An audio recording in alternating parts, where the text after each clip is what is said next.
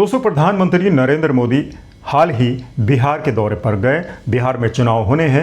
प्रधानमंत्री की जितनी रैलियां थी उसमें बांग्लादेशी घुसपैठियों का मुद्दा छाया रहा। प्रधानमंत्री ने घुसपैठियों को लेकर खूब बातें की और लोगों के करीब आने की कोशिश की। बात साफ है कि अब की बार बांग्लादेशी घुसपैठियों का मुद्दा चुनावी मुद्दा बन रहा है।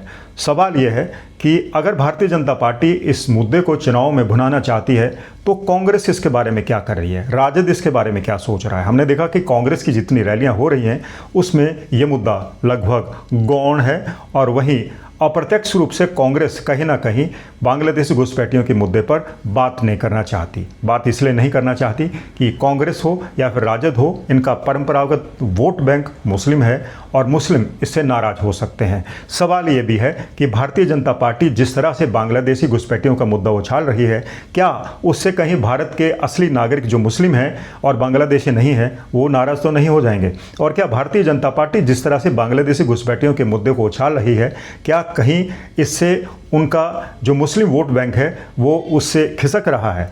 क्या भारतीय जनता पार्टी मुस्लिम वोटरों को लुभाने के लिए कोई नया पैंतरा चलने वाली है?